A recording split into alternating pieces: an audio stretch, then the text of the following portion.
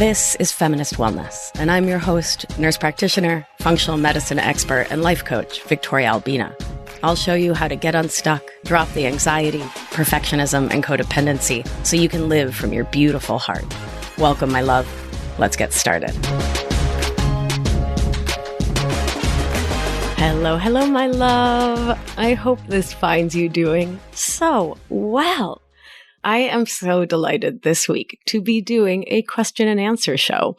These are so much fun because they're a real insight into what coaching actually looks and feels and sounds like. And I'm going to be doing live coaching over on my Instagram at Victoria Albina Wellness. So make sure you're following me there. And I'm going to be doing some webinars starting mid-July. So if you're not on my email list, I want to invite you to hop on over to victoriaalbina.com. Up at the top of the page, there's a place to put your email in, your name in. You will get my suite of free meditations sent right to your email inbox, and you can sign up for my email list that way so you won't miss a thing. Because webinars are really fun. I really enjoy doing them. You know, it's such a great way to share free information with you all that I feel so privileged to have learned over these many years of studying human psychology and wellness and how brains operate. And yeah, it's a fun way to connect. I love chatting with you all in the chat. So join me. So this week's Q&A is a little different. So I am sharing some of the coaching that I have done with the folks in my 6-month program anchored Overcoming Codependency. And so the folks in my program who have posed these questions asked for the coaching they want and need over in the Slack we have there, which is like a direct message system we use. They often know the thought work protocol. They are well versed in nervous system terms.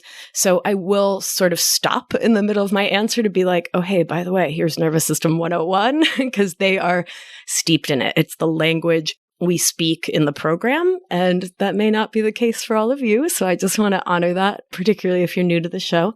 Welcome. So I will be pausing to define terms, so don't worry too much. Okay, so let's dive in.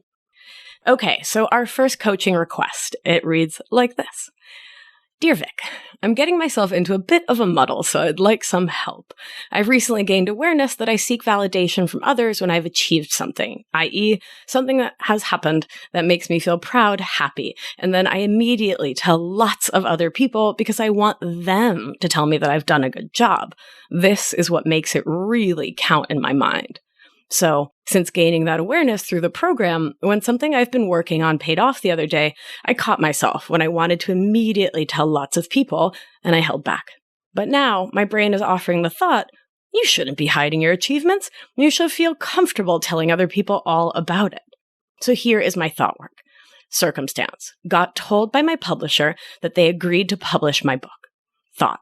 I should be telling other people about this, but not to get validation from them. Feeling confused. Action. Go back and forth in my head over which choice is best, indulge in confusion, seek help here, ha ha ha, judge myself for not knowing what to do, tell my immediate family but not anyone else, which leads to the result, don't give myself experience of being proud of me. Any coaching on how to move forward would really be appreciated. Okay, so this is such a great one, and I actually would like to start by seriously congratulating you. That is phenomenal news about your book. Now, on to the coaching. So the shift that we are often going for in coaching is in the energy, in the reason why we do the thing. Remember, you can take the same action from two different feelings and can create really different feeling results for yourself from those different energies within your body. I've talked about this on the show before. You know, when folks, for example, try to lose weight from a place of hating their bodies, they'll lose 5 pounds, 10 pounds, 20, or they'll gain, if they want to gain weight from a place of hating their body, they'll gain 5, 10, 20 pounds.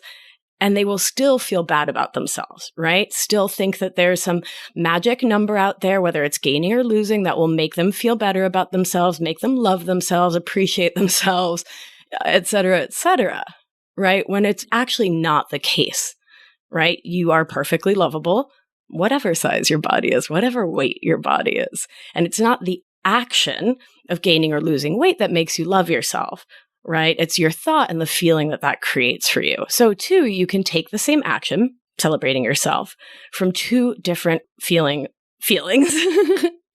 from different energies in your body, which will create different results. So in my body, telling folks about my accomplishments so that they will hopefully, fingers crossed, validate me, that just feels yucky. Like it feels like this grumbly feeling in my belly, like an insatiable feeling. And when someone is invariably nonplussed by my accomplishment, that will lead to the feeling of feeling hurt or feeling disappointed because I was asking them to do emotional work that no one else on this planet can do for me. Because that's an inside job, 100%, to validate me.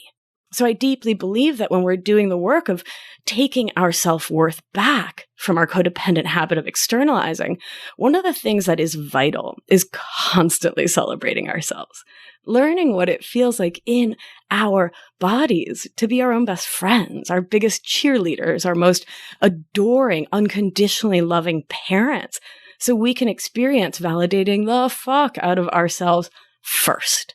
So we're not running around chasing that feeling from other people. This is why we have the daily celebrations and wins channel and Anchored, to experience ourselves stepping out of stories like, it's selfish to brag about myself. It's tacky to brag about myself. People will think I'm pretentious or pompous if I brag about me. It's awkward to acknowledge my own achievements. The more you do it, the more you actively show up and say, hey folks, I did a thing. I had 4 glasses of water today. I won a Nobel Prize. I put my shoes on and went for a walk, right? The more you pause, acknowledge, and celebrate the amazingness in you, the more your nervous system gets used to it. And the dopamine hit is internally generated. It's not based on someone else responding in the right way or saying the right thing. It's based on you validating you. And so to that end, I brag on me constantly. And I love it when you all do over in our Slack. And I share my achievements with others from the energy of, I know I'm awesome and amazing. I am inspired by and proud of me. I have validated the hell out of me. And now I want to tell you because it's fun to tell you. Not for you to do my internal work for me because I know you can't do that. I'm not asking you to pat me on the back and tell me that I'm now worthy of love and praise because I did a thing and you think that thing is praiseworthy. I believe that I am constantly worthy of all good things, and this achievement is just icing on the cake. That is to say, my darling, you get to be the cake and to let everything and everyone else just be the icing. And it's a process to get there. It's not likely to happen overnight, so you get to sit with being in those shifting waters, to surf and ride the waves of it. And there will be discomfort, and that's okay too. So, before you share about an accomplishment, I want to invite you to check in with yourself. Have I praised me enough that I'm sharing because bragging on me is so fun and awesome? Or am I unintentionally asking this other person to do my emotional labor for me? The answer you seek is in the answer to that question. Thank you so much. Okay, so the next request for coaching. Vic, my brain loves to tell me that I can't relax or have fun or focus on things that I want to do because there are way too many things to do for my day job. This is cropping up today like it does every weekend. What I'd like to do today is to make some food for the week, run an errand, see a friend, and work on my coach certification. My brain says, absolutely not. You need to calendar to get ready for the week or work on one of several work projects that you should have already done. Hop to it. But then I read your coaching in the Anchored Slack, and I put a hand on my heart and found that have to energy. I've met this energy before. I've experienced this energy as a hissing cat, back arched, backed into a corner. Today, I did the somatic practices you've taught us and found that the energy was a woman, not sure of her age, also backed into a corner, eyes wide and wild and wielding 2 swords. I've sensed this woman several times before. She's always in a corner ready to attack, aggressively fending for her life. I'm not sure if she's never, ever rested, but I get the sense that she never rests. Not quite sure what that means, but I do know that she's a part of me. What I do recognize is that she's traumatized and that forcing her to do anything like standing down would be counterproductive, as I recognize her as part of me. She is a protector that lives within me. How do you think I should approach her? Well, first of all, thank you for sharing this, and how beautiful that you were able to bring her into your awareness using the tools that we learn in Anchored, and that you were able to connect in with her. This is truly the beauty of the somatic or bodily practices we do together. They give you a new language, a new vocabulary, a set of skills for connecting inward and for getting into conversation with all the parts of you, with love, compassion, curiosity, and care. When parts of me come up that are new to my conscious mind, I start by getting into conversation with them. I talk to these parts of me, a concept from internal family systems work, as I would a loving friend or a gentle, kind parent. For my brain, maybe because I'm an ESL kid, who knows? I like to have these conversations out loud. And that might not be right for everyone, so feel into it for yourself. So the first thing I do is either to ground into my body. So for folks who feel safe going inward into your bodies, I would start there. And if that doesn't feel safe, that's not available, that is perfectly fine. Orient to your surroundings. And if grounding and orienting are new practices for you, you can head on over to victoriaalbina.com. Right at the top of the page, you can download my suite of meditations and nervous system exercises where I lead you through how to do both an orienting and a grounding exercise. So those resources are there for you, my beauty. So I do one of those first, right? To quiet my mind, quiet that reptile brain, that lizard brain that likes to talk so loud, and to support myself in getting really present. From there, I let this part of me, here, this warrior woman with the swords, I let that part know that I'm available for conversation.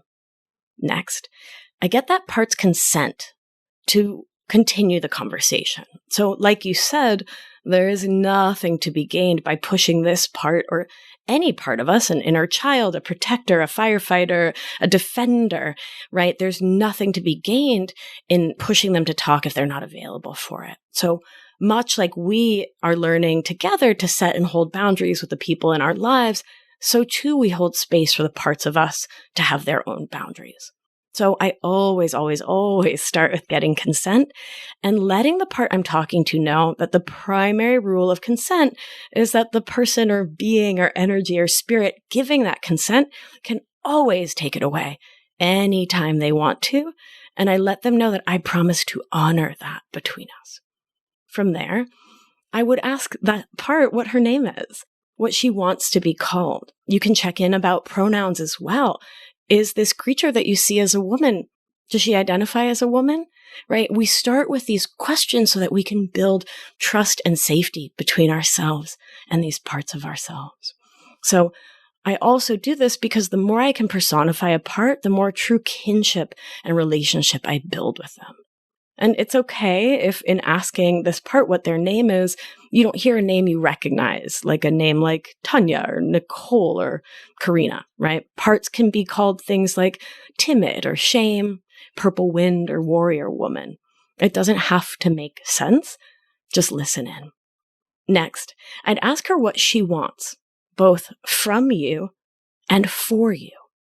I would ask her what she herself needs in order to be able to rest, or if that's not available for her, what she needs in order to be able to allow you to rest. See if she's available to be acknowledged and maybe even befriended. One of our core values in Anchored is curiosity, right? Stepping out of judgment of our own thoughts and feelings and into greater acceptance. And one of the key ways we get there is through curiosity. Not assuming we know the answer, we know the way, but being curious so we can come to understand our own motivations and those of our protector parts. And this part really sounds like a powerful protector, and I'm curious what she is trying to protect you from, what she's trying to protect herself from. And these are all questions that you can start to ask her and ask yourself. My best guidance in this work is to start with acceptance and pour on the love. She is there to protect you because she loves you. You may not adore her goals or ways of defending you or the results that she creates in your life, such as keeping you in this thought loop that I cannot rest, I cannot rest, I cannot rest. But what's really important, core and key here, is to recognize that she thinks her work is the most important thing in the actual whole wide world because she believes she is keeping you safe. And the more you can believe and accept and trust that that is true for her, that she's not trying to fuck up your life or ruin your day, the more you two can move from being possible adversaries to true allies together. One other thing that I would add here is to consider starting this practice and ending this practice of opening up this conversation with her with a somatic practice. Yeah, so getting in touch with your body, again, grounding and orienting before and after, maybe some movement, putting on one of our breathwork songs and dancing. That could be a really beautiful way to really connect whatever comes up into your body and to move any energy that may come up through and out. All right, my beauties, this next one is a beautiful one as we come to the close of Pride Month. Happy June, my babies. So this human writes, for a while now, I've been wanting to identify as non-binary. Since joining Anchored and listening to your show, I've been deconstructing a lot of social norms that have piled up in my brain, and I've been seeing how much I've been feminized throughout my life by the society, culture, and family that I've grown up in. Non-binary is something that just feels right to my past, present, and future self. However, when I try to feel into it, I realize I don't feel worthy of this identification. I fear it's something that if I were to start announcing, people would say, but come on, you're way too womanly or femme to actually be non-binary. And then the fears of appropriation set in, which make me doubt myself and my feelings even more. How can I dig into this, Vic? How can I support myself here? Thank you so much for sharing this with the family and sharing it for me to share here on the podcast. I really appreciate it. So I will begin by inviting you to give yourself credit for the fact that you already are digging into this. So often we think, I need to get started working on this. But when we pause and share about it, we can actually see that you are already in process. We are already in process by raising our awareness about whatever it is that we want to shift. So pause and give yourself credit, my beauty. Whenever there's the story of worthiness connected to what others would say, my question is this. Who cares what others think about you? Your gender, your sexuality, your hair color, your career, your anything. And as always, that's not a brush off. I'm not just prompting you to say, right, okay, I shouldn't care. Because remember, as humans, we are pack animals. So it's natural and normal to care what others think. That's built into us. We want the village to think well of us because when the marauders or the lions come down to ravage the village, we want to be the liked animal. We want to be the one that a larger animal grabs under their arm and runs away with, right? To protect us. We care what others think, and that's okay. But where that becomes something to look into and ask loving questions about is when you stop yourself from being yourself or living into your truth because you care more about other people's thoughts than you do your own. So there's the line there, right? Often a really fine line. And this is, again, where somatics comes in to help us feel into and really get into awareness of our own motivation around our thoughts, our choices, and what we may fear or want other people to think about us. So this is an earnest for realsies question that I'm posing to you. Who are the parts within you that care? It's an invitation to ask your body, who is it who cares? For me, it's often my inner teenager with all her angst and worry about not being liked.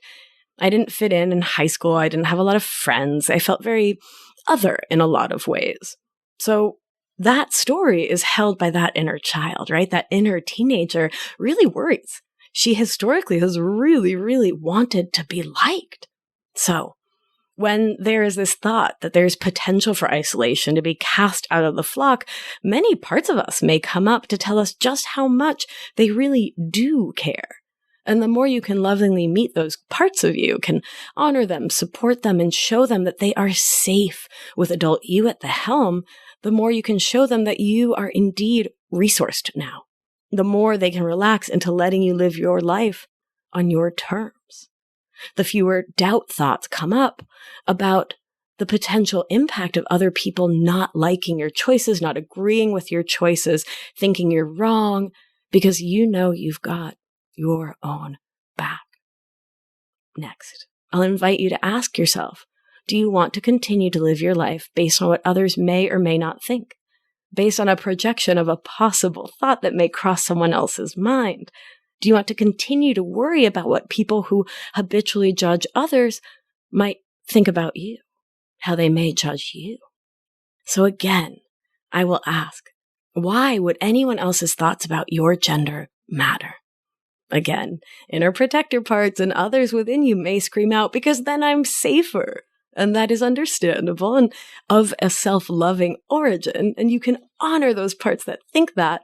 And you also don't need to live from that wounding that says that other people's thoughts about you are more important than your own. And it's challenging work, no joke. And it's the work of having your own back, lifelong work, of honoring your truth in your life. And I gotta say, the more rooted and grounded and anchored I am in my own sense of self, the less I care about other people's thoughts about me, my gender, my sexuality, my career, my life, my weight, my anything. Because I know now, and yes, this took some time, a lot of thought work, a lot of somatic practices, breath work, but I trust now that I love and accept myself unconditionally, and that the people that matter the most to me and who love me the same way I love me are not the people who are standing in judgment of me. So my darling love, what would you decide to believe instead of that loving, protective old thought that other people's notions of your gender matter at all? That's a place to do some work, to do some breathing, some dancing, some somatics, some thought work. Bring all of your beautiful tools to work on that question. Finally, back to your point about appropriation. So I think it is always an important check to run, and I love that you're pausing to check in with yourself there. And I will say, as my point of view, as a cis queer femme woman, and again, only my point of view, if you know, believe, and feel that you are gender non-binary, then what would you be appropriating, my darling? Whose experience would you be diminishing or taking away from and owning what your mind-body knows to be your own truth?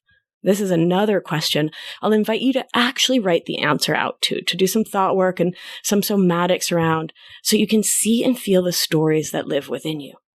Who exactly are you afraid will judge you or tell you that you're not non-binary enough?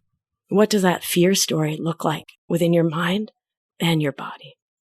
Finally, I'll share that my life is so much more beautiful for me when I'm standing in my truth and living out loud, owning who I am for me. And it's a gift to the world and the people we love, our communities, to be honest, as much as is safe for you, about who you are, including sharing your gender and your pronouns wherever, whenever feels empowering for you. Thank you, my love. Okay, and so that brings us to our final coaching moment for this week's show. And this one is an example of how we work with the ThoughtWork protocol in Anchored. So for all of you who are using the ThoughtWork protocol, having learned it here on the show, this could be a really interesting one for you to see that we can work out our unintentional protocol, which is just a quick moment of review, right? The ThoughtWork protocol is when we look at the circumstances in our life as neutral, meaning we state the court admissible facts, which helps us from our codependent, perfectionist, and people-pleasing thought habits. Really pausing to get neutral about the circumstances gives us the chance to see where we are imposing our habitual thoughts onto a situation, and we're not giving ourselves the chance to come up with any other thought pattern, right? We're just going knee-jerk into that old habit of thinking, he was rude, she wasn't kind enough, right? Whatever the habitual thought is. From there, we look at our thoughts about the circumstance. We feel into our bodies and we ask ourselves, when I have this thought, what is the feeling, the energy that's generated in my body? Is it a nervous system response or is it another feeling, right? A vibration in my body, such as happy, angry, sad, etc. From there, we attend to ourselves somatically. We do somatic practices to help us really drop into our bodies where that's safe. And we acknowledge the feelings if being in our bodies doesn't feel safe in this moment. And we do exercises to support ourselves and our autonomic nervous system. From there, we ask ourselves, what is the action I take when I'm having this feeling? And finally, what is the result that I create in my life and only my life? Right? Because we don't create results for anyone else. So what is the result that I create from taking this action? So that's the thought work protocol in a nutshell. And there are several episodes, including one as recent as late spring of 2021, where I go into a lot of detail about the protocol. So you can check that out if you want more details. All right, my love. Well, I hope that it was helpful to hear some of the coaching that we do in Anchored. One of the most beautiful parts of the program is that folks just really bring their realness. And we talk about everything from romantic relationships, dating, relationships with our parents, relationships at work, how we interact with strangers at Target. I mean, we really talk about everything. Whatever is coming up in people's lives, we apply the thought work protocol and somatics we bring to breath work so that we can get into the depths of our realness in new ways and can really start to see our habitual thoughts and feels, the actions we take and the results we create in our lives. So we can really get in touch with our nervous systems, our inner children, and can really start to see, feel, experience, almost taste and touch what it feels like as adults to have our own backs, right? To really, really show up for ourselves and to recognize that we have habitually been externalizers, right? Folks who have placed more value on what other people think and feel of us, other people's notions of our worth, our importance in the world, whether we're doing a good job, whether we're good girls, whether we're good humans in the world. And we can really take back our power by learning about our nervous systems, doing somatic practices, learning thought work protocol. And it's just so exciting. So I'm delighted to share that we will be starting the program again with another cohort starting September 20th, 2021. So if you are interested in learning more, in joining us for this life-changing 6-month program where you will learn thought work, you will learn somatics, we will do breath work as a community, and you are able to get coaching from me live every week on a Zoom call and over Slack literally every weekday for 6 months with a beautiful, amazing community of like-minded people. Head on over to victoriaalbina.com/anchored to learn all about it and to apply now. And we are enrolling folks now. We actually already have several people enrolled for the September course. So if you want to join us, now is the time. All right, my sweet beauties, thank you for listening in. I hope that everything is wonderful in your world. And I will invite you to join me to do what we do. Gentle hand on your heart, attune to your perfect breath. And remember, you are safe, you are held, you are loved. And when one of us heals, we help heal the world. Be well, my beauty. I'll talk to you soon. If you've been enjoying the show and learning a ton, it's time to apply it with my expert guidance so you can live life with intention without the anxiety, overwhelm, and resentment so you can get unstuck. You're not going to want to miss the opportunity to join my exclusive, intimate group coaching program. So head on over to victoriaalbina.com/masterclass to grab your seat now. See you there. It's going to be a good one.